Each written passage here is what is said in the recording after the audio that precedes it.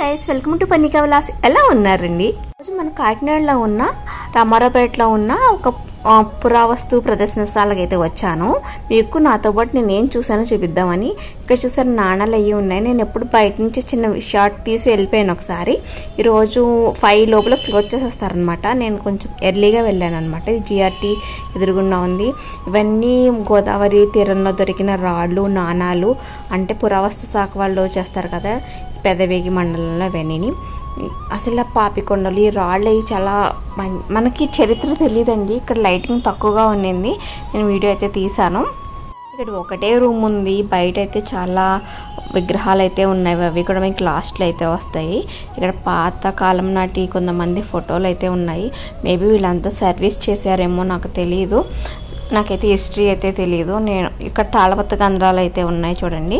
పూర్వం మనకి పెన్నులు అవే ఉండేవి కాదు కదా, తాళపత్ర గ్రంథాల మీద రాసేవాళ్ళు. మనకి చాలా చాలా మంచి మంచి గ్రంథాలు ఉన్నాయన్నమాట. పంచతంత్రం పాత పుస్తకం అనమాట. ఇవన్నీ చూడండి ఎంత బాగా దాచారో.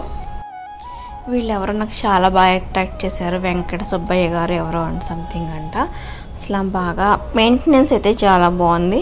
మనకి హైదరాబాద్లో నేను చాలా మ్యూజియంస్ అయితే చూసేదాన్ని. చిన్నప్పుడు నాకు అర్థమయ్యేది కాదు, కానీ వీటి సంపద ఎంత విలువైనవో, బంగారం కంటే వెండి కంటే ఇవే చాలా విలువైనవి అనమాట.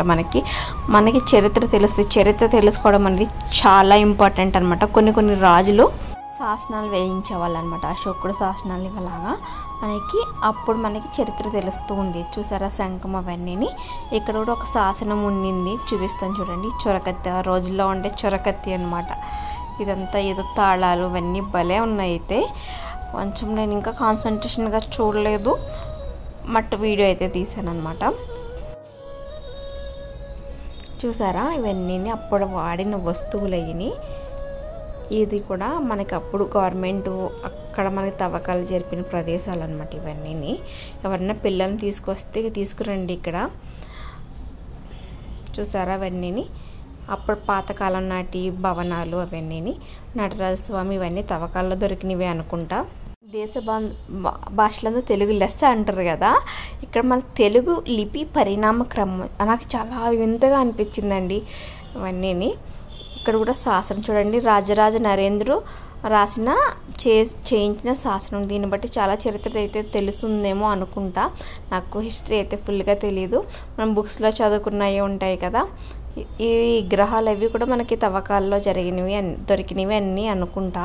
మనకి పెద్ద తవ్వకాలు చూస్తూ ఉంటారు కదా, మనకి బడ్జెట్ లోపల అంత చెయ్యరు, కానీ మనకి అలా తవ్వుతూ ఉంటే ప్రతి ఒక్క నాగరికత, సింధు నాగరికత, హరప్ప నాగరికత, మాయా నాగరికత ఇవన్నీ కూడా ఏదో తవ్వకాల్లో తవ్విస్తున్నప్పుడు దొరికినవట.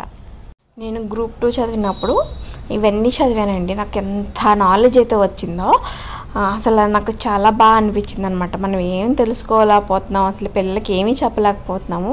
ఇక్కడ విగ్రహాలు చాలా బాగుంటాయి. నేను ఆల్రెడీ ఒక్కసారి పెట్టాను. ఇవన్నీ అప్పుడు మనకి దొరికినవి. ఇక్కడ చూడండి ఎంత బాగుంటాయో. బౌద్ధ మతం అనేది మన ఇండియాలోనే పుట్టింది, వేరే కంట్రీలో ప్రసిద్ధి చెందింది.